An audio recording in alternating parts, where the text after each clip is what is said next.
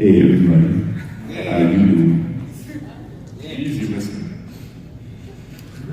This is okay. Hey, this is Diversity or Death, our overly aggressive panel about diversity. It's unnecessarily aggressive.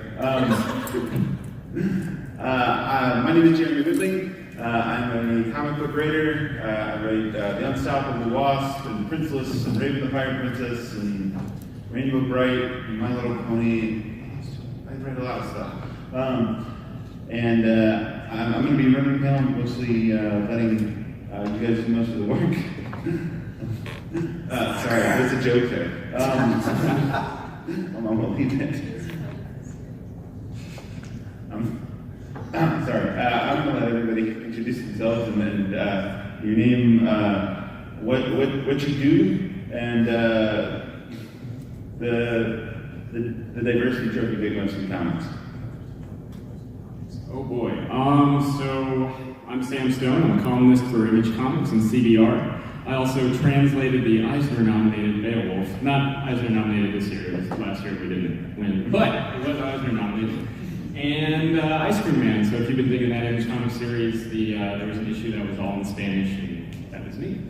Despite it being in Spanish, I'm actually like Korean, not Latino. But the diversity trope I hate the most in comics. I hate in the 70s reading Master of Kung Fu comics where Shang-Chi was like colored like a gold person from Guardians of the Galaxy 2. That's how it is.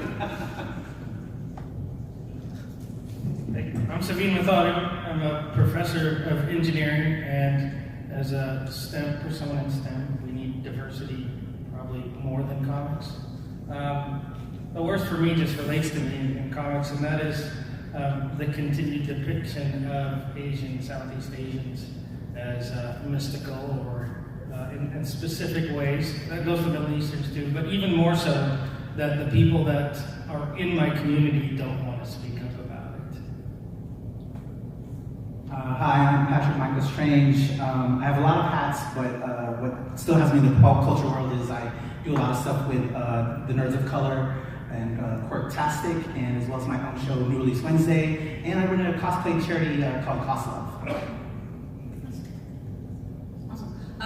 My name is Alexis Sanchez. I am the co-founder of Latinx Speaks, a geeky site for all Latinx people and other people. And my pronouns are she, her, they, them, and a diversity trope that I do not like. When the Latinx people, doesn't matter if they're Puerto Rican, Brazilian, Bolivian, or whatever, they always use Mexican slang. It's not how that works. It's not how language works. Yeah. Hi, there we go. Hi, I'm Rain, co-founder and editor of Latinx Speaks. My pronouns are she and they. Use them interchangeably, that's fine. And a trope I'm sick of seeing, a diversity trope, is having the one queer person in the group. That's not how queer people go. We do tend to cluster, so it's not realistic to have the one gay friend that often, and so I'm kind of over that. Man, I've been trying to figure out something that I hate it all. My name is Jamie Gucci. I'm a cartoonist. I've done a couple of things for the Nib. One about my racist aunts and uncles. Or my racist aunts were huge Trump supporters. Because, Chinese people, makes sense. But the diversity trope I hate the most, I guess I'll keep it specific for Asian people, but like anytime an Asian person shows up, they are somehow representative of the entire Asian diaspora. So like if they're Chinese, they still speak for the Japanese people, but the Indian people and all that kind of stuff, so I hate that. That's awesome.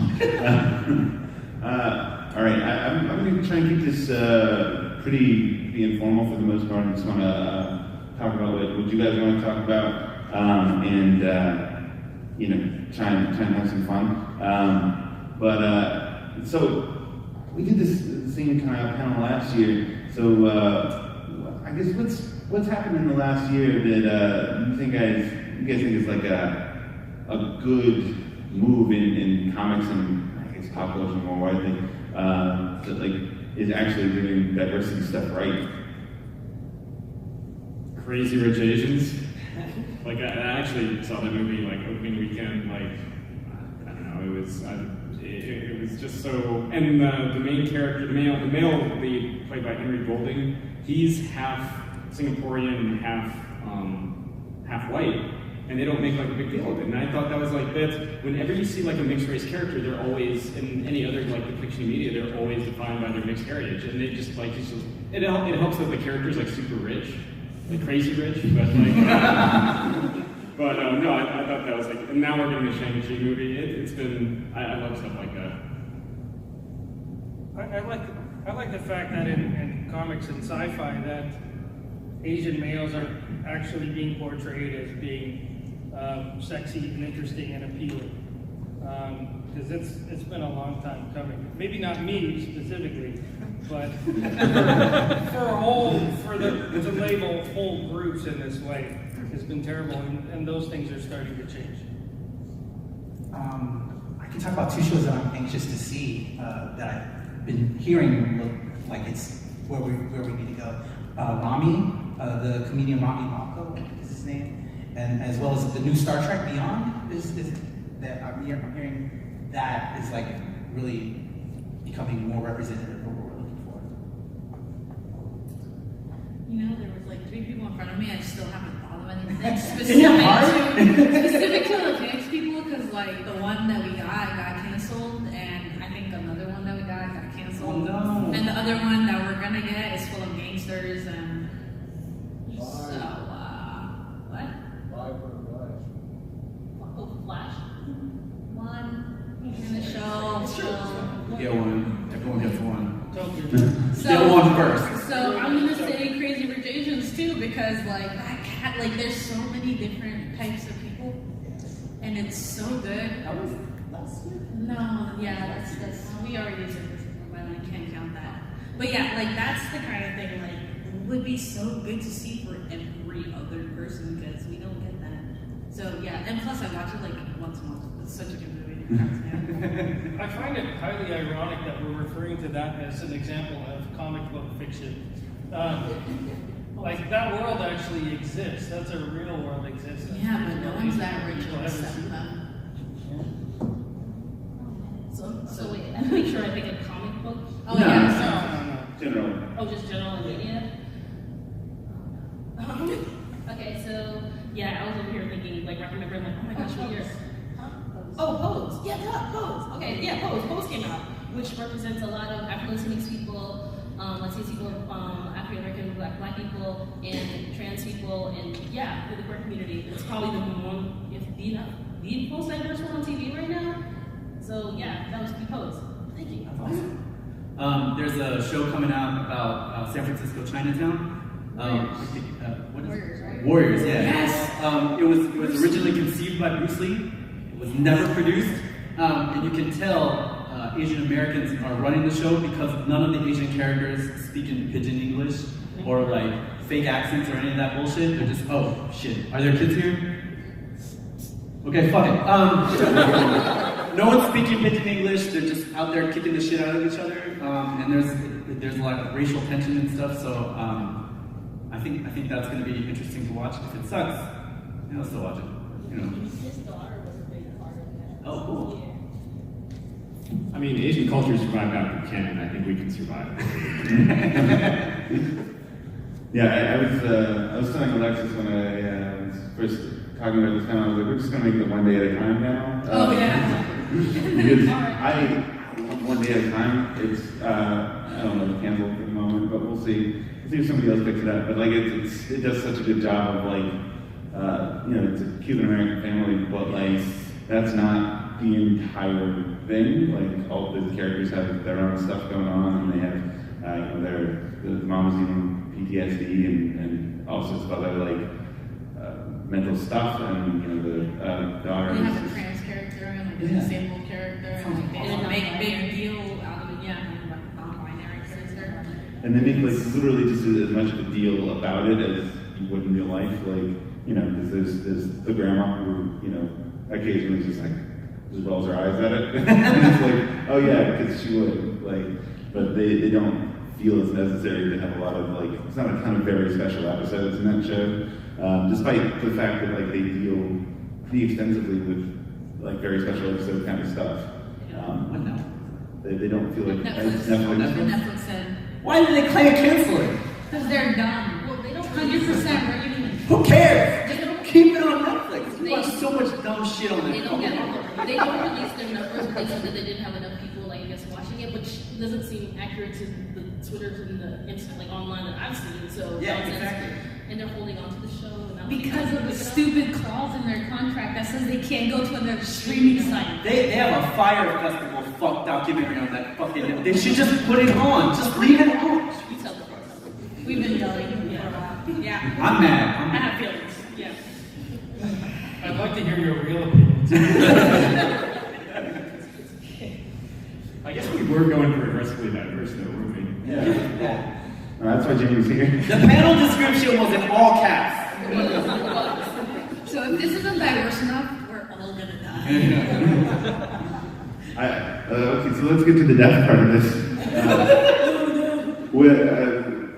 What needs to die? What are we going to kill for the sake of diversity? All that.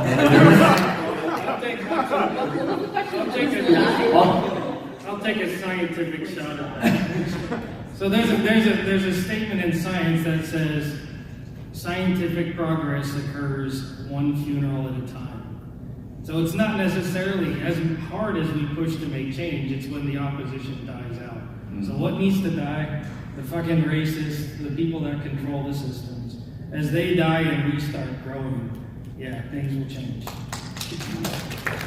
Whatever executive is pulling that show off on Netflix, that Right? motherfucker. I would personally fight them. I'm personally offended for you because that's some bullshit. Especially like health and diversity. Yeah, they're like, oh, we're so diverse, but you know, this show's kind of expensive to make. And they cancel Sense8 too. So Yeah, same thing. It's too expensive to make, but it's like pulling in numbers. Yeah, sorry, Jeremy, but like, I guess not all, but some straight white males. I mean, I can that.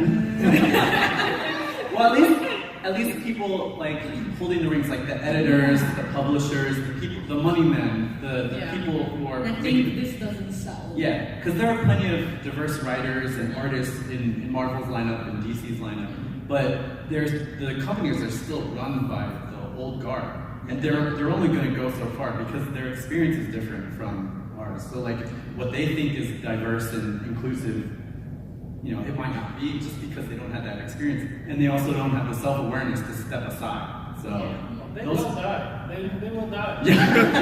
But there's other people that replace them. That's right. We just gotta get ready to fill We the just vacuum. got yeah. I would say the idea that diversity or inclusion doesn't sell needs to die because Crazy Rich Asians, Black Panther, a lot of other things have shown that you build it, they will come. Like if you just do it, we will all show up. Captain Marvel, like there's so much evidence that proves everything against that. That the whole idea that if we add in more queer characters or more people of color or disabled people, whatever people are not going to show up is complete bullshit. Excuse me, I'm sorry. I saw her. Sorry.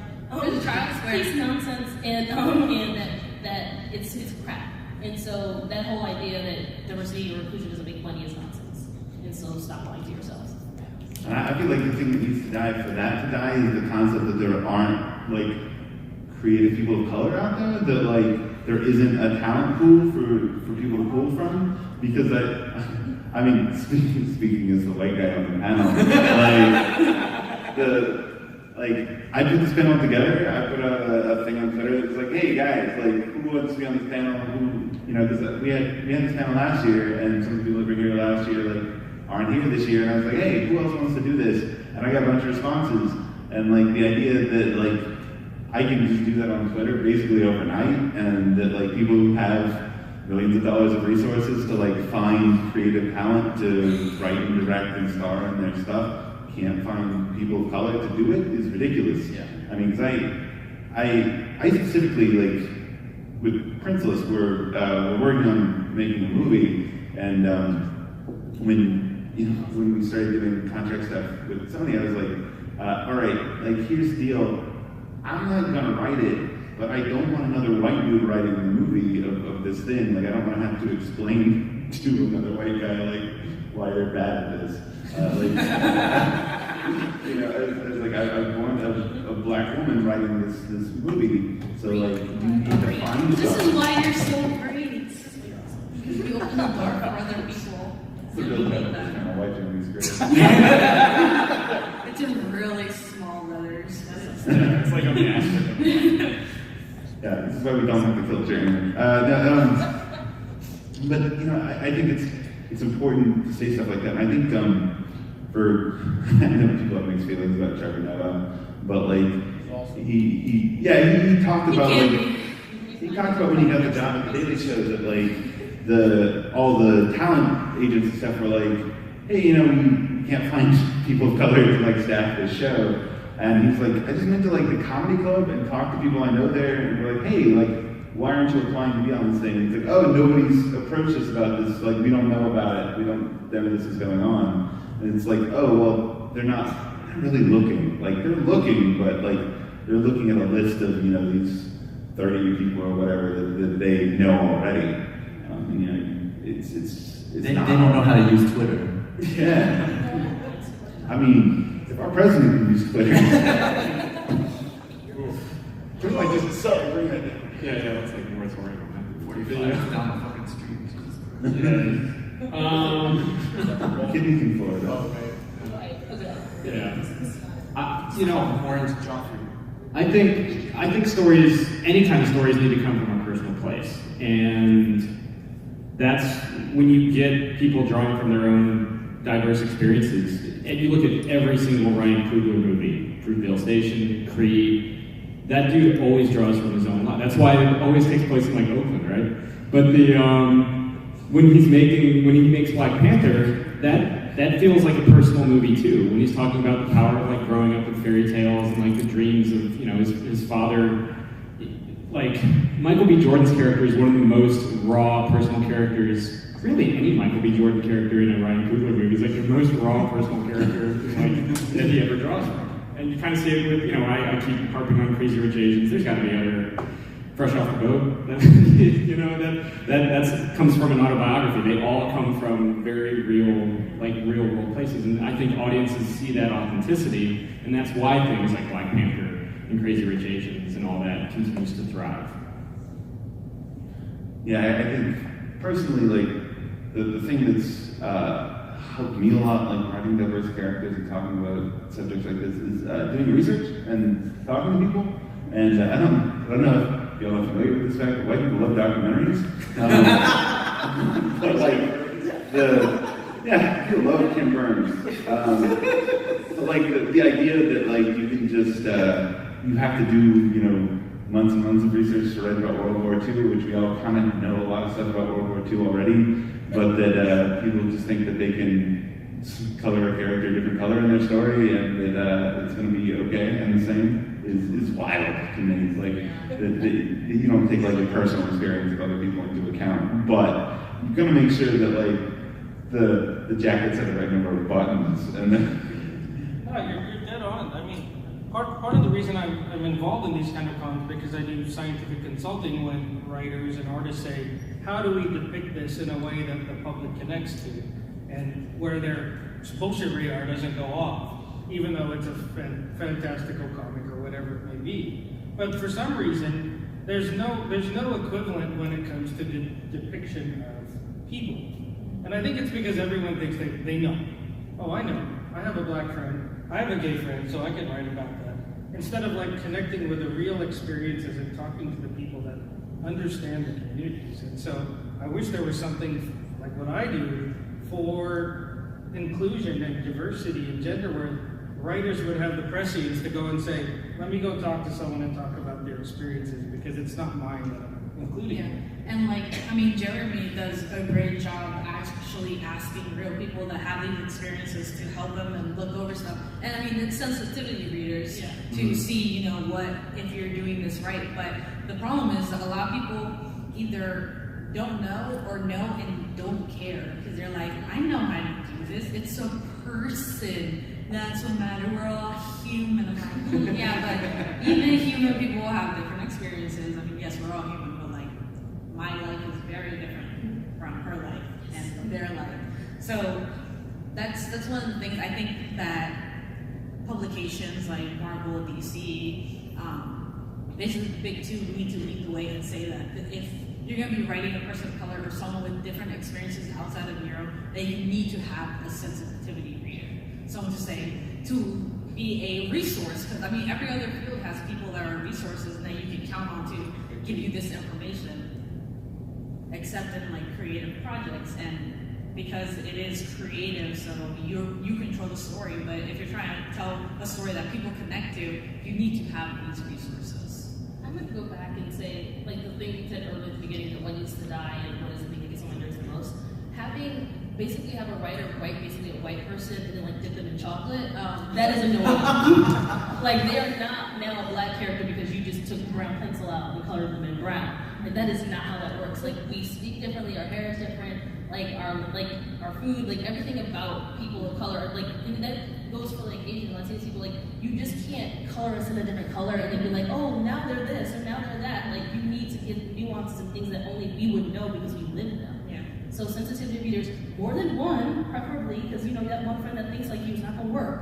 So more than one, and then using your resources, using consultants, reach outside of your comfort zone and talk to people that you don't know. If you don't know any trans people, then you need to find a trans person if you feel like you're gonna write a trans character. So that kind of thing. So that gets on my nerves. Stop just dipping people in chocolate or various other colors and people got it. And there's so many ways to like reach out to these people these days. Like before, a couple years ago, it was a lot harder, but everyone's on Twitter, everyone's on Facebook, Twitter is everyone's on Instagram. So like, if you're not talking to these people, you're not trying.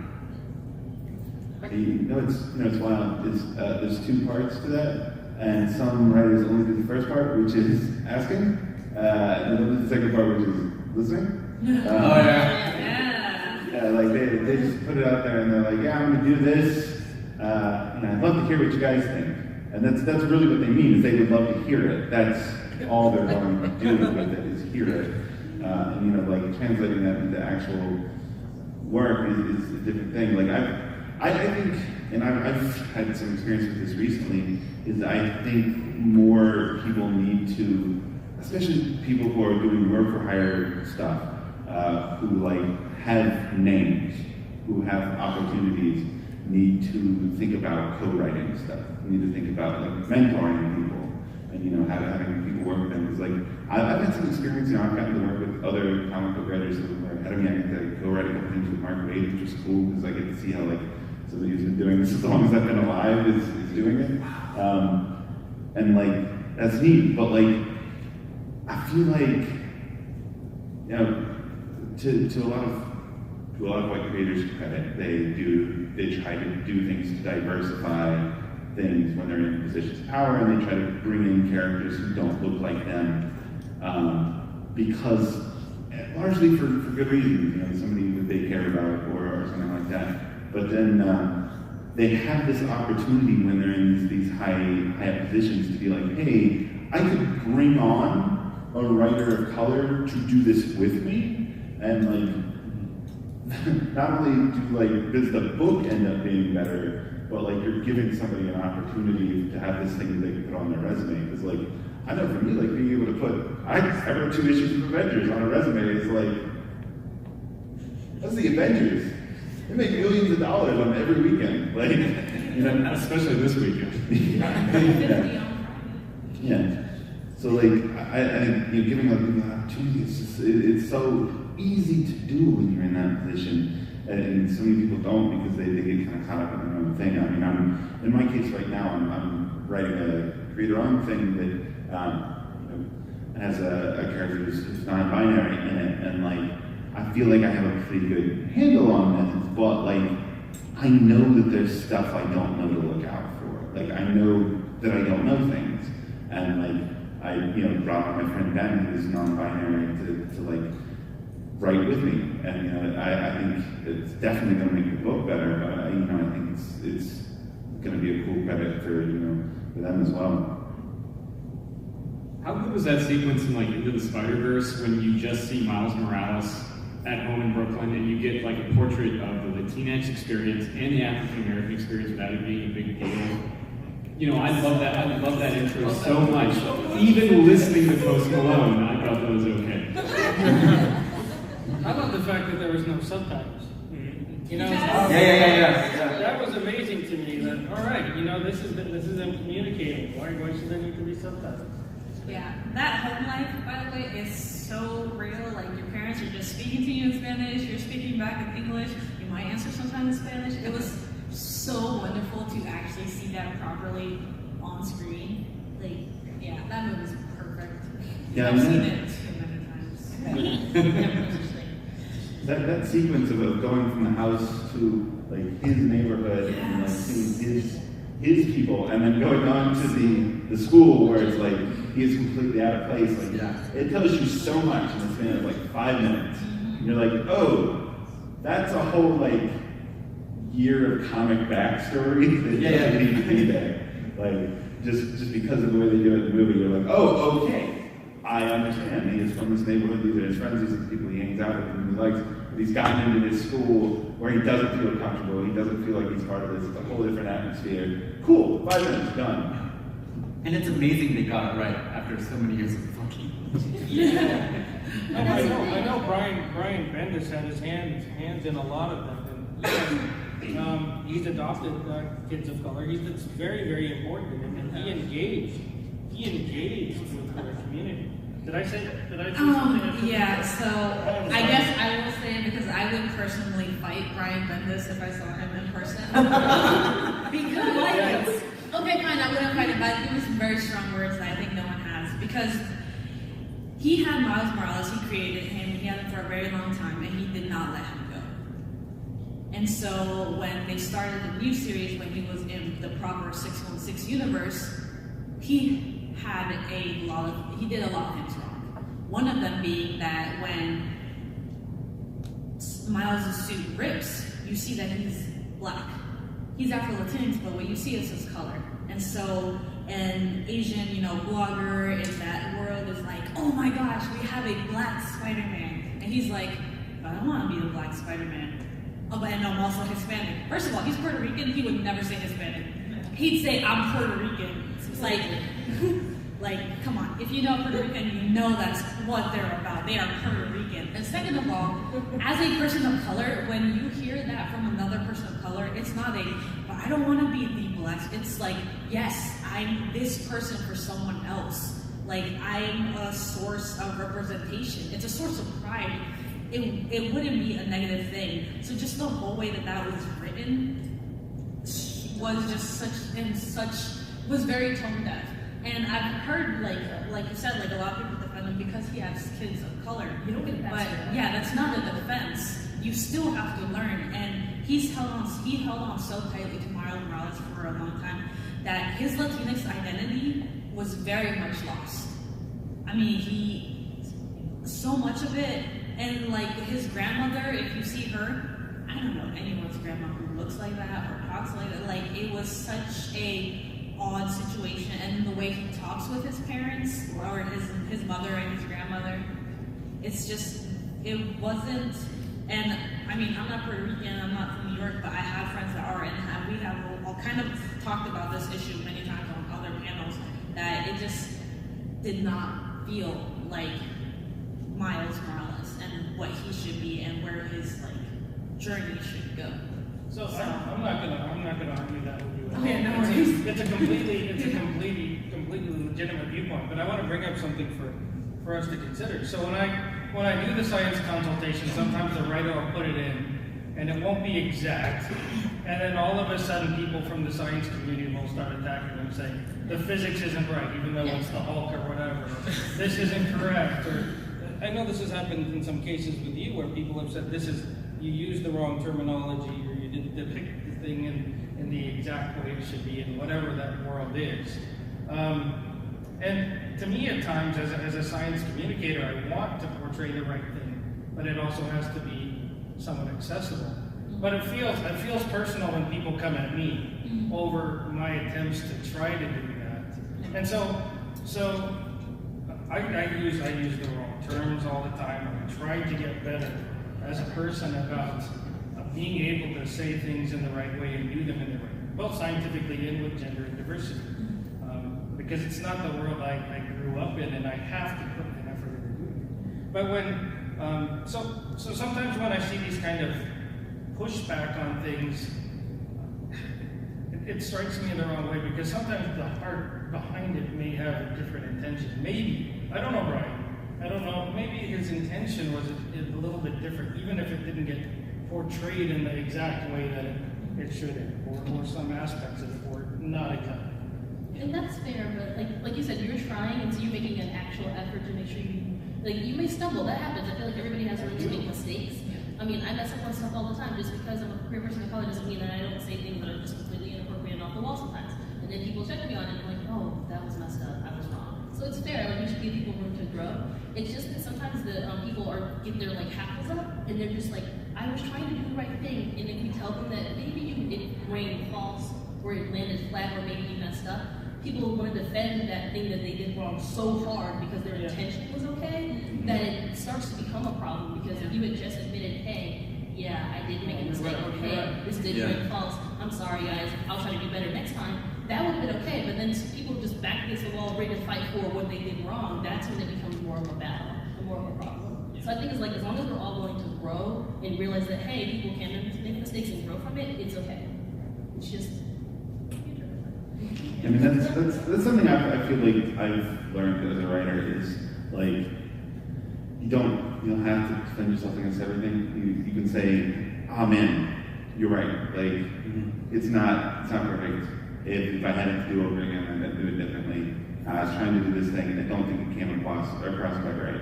I think the biggest show to me that people don't care enough or aren't trying hard enough is when they're surprised by a critique. Because you should be running stuff by enough people in the communities you're trying to represent that when somebody says it still hurts my feelings with Unstoppable Wasp, this whole story about her bipolar disorder that just wrapped up, and I had a lot of people come to me about that and be very happy and very excited about it, and I had at least one reviewer who was bipolar say, I don't feel like this reflects my experience at all, and I don't really like it. And there's a point where you have to be all right, I know I did my research. I know that there are enough people saying, in the same community saying, okay, it's good that this is not my bad, but you can't, people are not monolithic. No group of people is monolithic, whether it be race or gender or things like that. And just to be able to step back and say all right, I'm not going to hit everybody.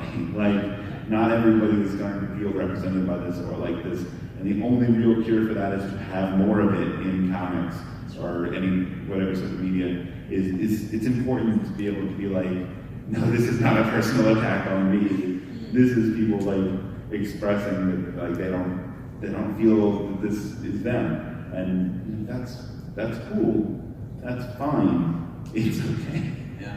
Well, if you're part of an underrepresented community, and then you see the one example in that thing that you like in whatever media form it is, you latch onto it, and if it doesn't exactly represent you, you feel so sad and disappointed because there's nothing else. You get the one and that's it. So I kind of get where sometimes the backlash can be really hard, especially now, because we have more voices because we can say anything we want to. But for the longest time there would be one representation of Asian people in a thing, and you'd be oh, that's the one, except it's not really great, but that's the one, and we can hold that up. Yeah, we had this conversation, I think, last year or the year before about Black and Asian villains, and can we have Black and Asian villains? It's yeah, we can. Yeah. We just can't be one. Yeah. Because if you've only got one black guy, and he's a evil gangster, all your black guys are evil gangsters, and that's a problem. Yeah. If you've got 20 black characters that are prominent, and one of them is a gangster, cool, that's fine. Mm-hmm. It's automatically more diverse. But if I mean, everybody here's seen the second Avengers movie, Age of Ultron, and I feel a lot of people took umbrage to the way Black Widow is portrayed in that. And my argument is you're right and you're wrong.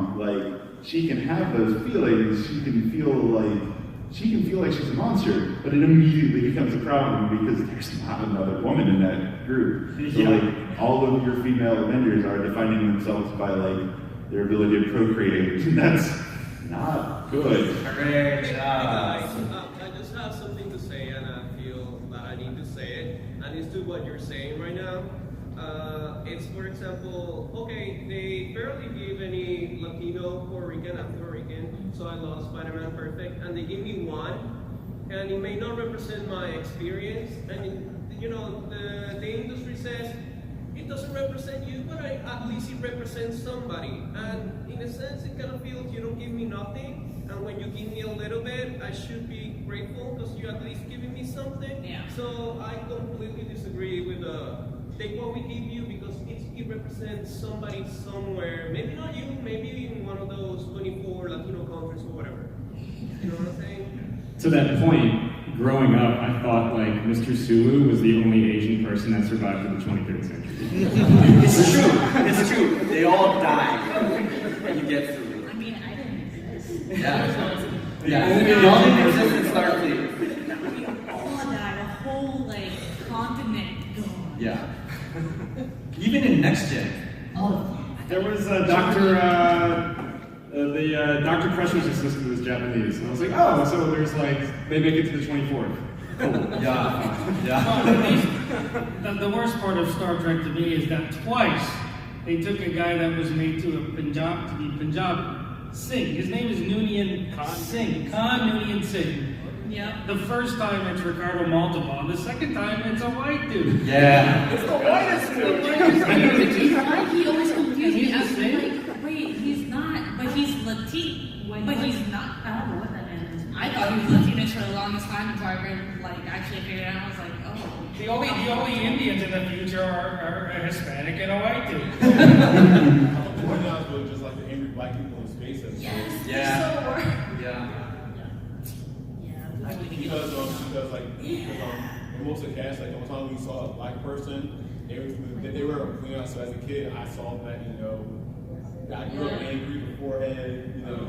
Yeah. All we had was real passive. We had was real passive Jordy. Well, they have no love life except for with the hologram. Oh yeah. You made out with the hologram. That was And all then they even blind technically, so it was like, Yeah. oh wow, we got That's the one. And I just. To pivot from what he was saying, so I get what you're saying about like it could represent somebody somewhere. Like the problem that I have with the narrative of, you know, let's be grateful for what we get is that's why it's so important for us to tell our own stories.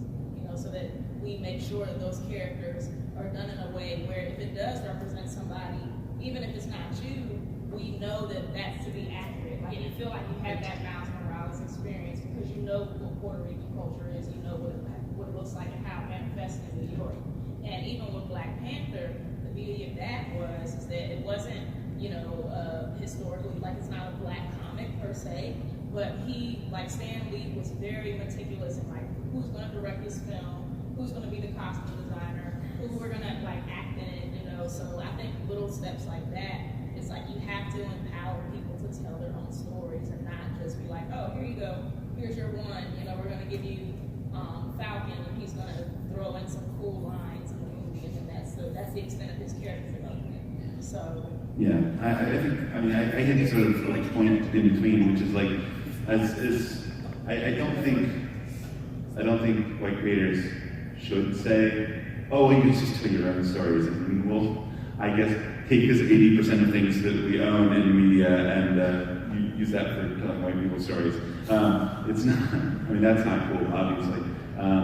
And like, but I think my point is less to that like people should be grateful for what they get, and more that like white creators need to chill the fuck out and people tell them that like it doesn't represent their experience. It's like, okay, cool.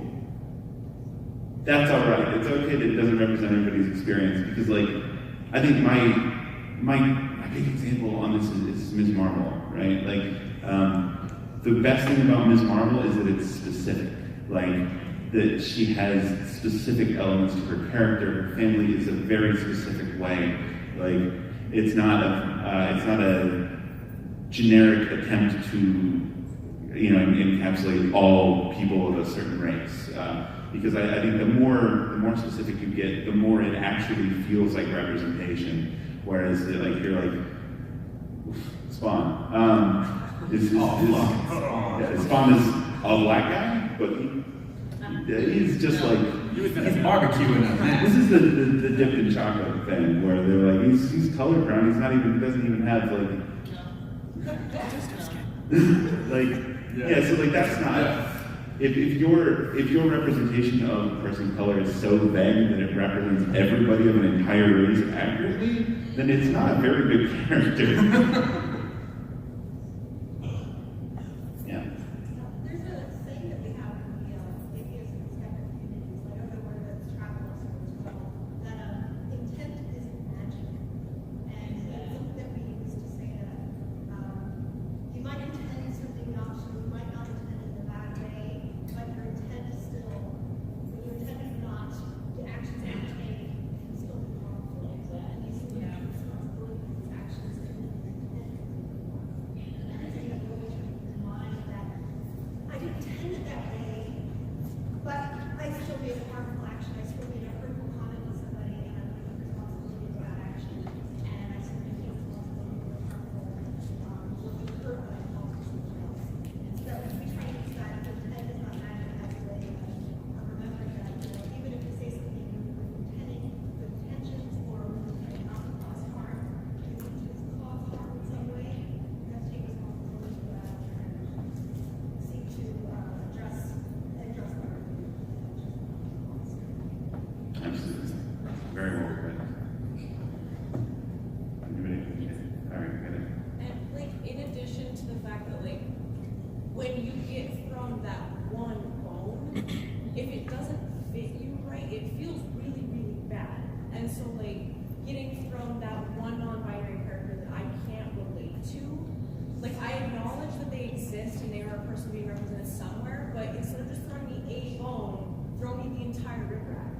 Don't just give me the one person that represents one person somewhere. Give me a huge array so that this person is represented by this character, and this person is represented by this character, and this person represents me. So that instead of feeling like you have the one character that doesn't fit who you are, it makes it so that you have multiple. There's multiple ways for that to come across. There's multiple people that can connect to that. You can also especially feel bad that sometimes you know that's the one you're gonna get for a decade, and so you're kind of like, oh, yeah, my kids may get another one if you have kids, that kind of thing. So it does, really. I kind of felt that way with Crazy Rich Asians, to be honest. Sometimes one just feels like a start. So in my case, with the Kamala Khan comic, I love it. I'm not Muslim. I was raised in this country, but there was pieces of the story that fit me because of the connection. And I was happy that I had just that one. I didn't feel entitled to it. And the way that I viewed it was, it's a start. It's a start for my community. And I am fully for inclusion and full portrayal of everybody. No questions about it. But when Fresh Off the Boat came out, there was more LGBTQ characters on TV than Asian characters on TV. And so I would like that community to be depicted as broadly as well. But when I got Kamala Khan, that was the first superhero that I could identify with, that my daughter can identify with, and say, that's someone that is a non-stereotypical representation. Because screw that. We've all had stereotypical representations of what we are over history, and oftentimes those will get thrown out there. Luke Cage, even Luke Cage at the beginning he may have been African American, but he's not representative of anything that community portrays, other than the stereotypes of the writers at the time. So sometimes I'm happy with one, but I look at it as a start, even if it's not an exact fit for me. And I think we talked a bit about tokenism, and I think and we talked on the LGBT panel earlier about there aren't the idea of having a queer character in a story and only having one is kind of ridiculous, because there are very few queer people that don't know other queer people or don't make it their business to then do so, and like the same is true of Puerto Ricans. Like I can't imagine there'd be like I can't imagine like people like there being one black person in a city. Well, I mean, I lived in Asheville for a while, but That's New York City.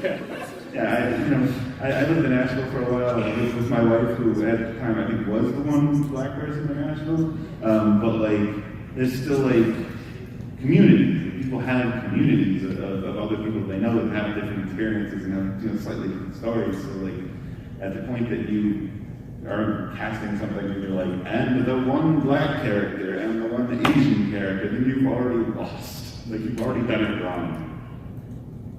How do you make things, this change we're talking about, when you have the other side saying, you want things to change, we don't want it to change, so you die. And then the other side is saying, diversity or die. You have two extremes.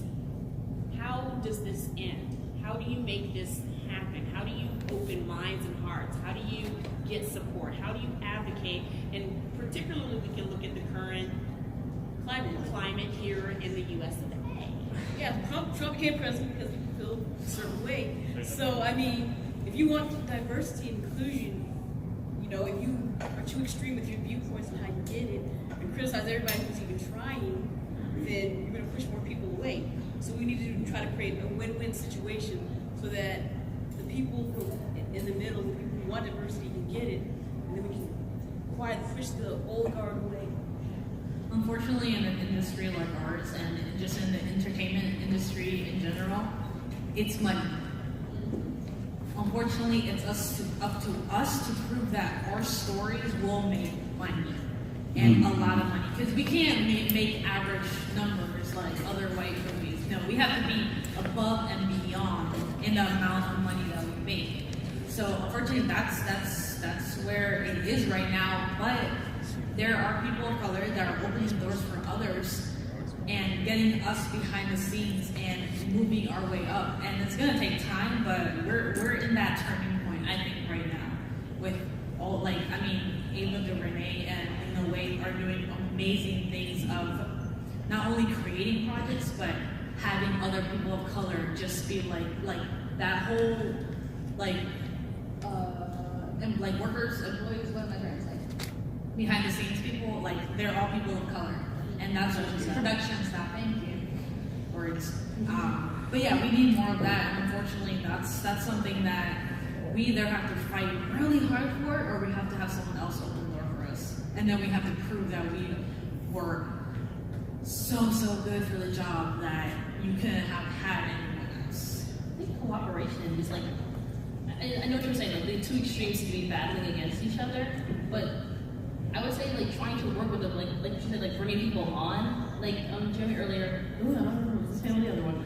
Said that basically open the doors for other people, and like he brings in other people, like and other writers need to bring in other people of color or queer people or whatever. There's something that's not like you, and actually be willing to, I guess you could say, I use the term, to step across the aisle and like actually work together in order to have more middle of the road. Because there's a lot more, I think, in the middle than there are in the extremes. The extremes are just the loudest, but I feel like the middle is probably like the largest. And so people are willing to work together. We just have to, also the middle get louder. I'm gonna say that you're willing to do work together. Just try to like pull people in from all aspects. And if somebody's not like you and you want to do a project that's diverse, just try to bring it, like just basically mix it all up.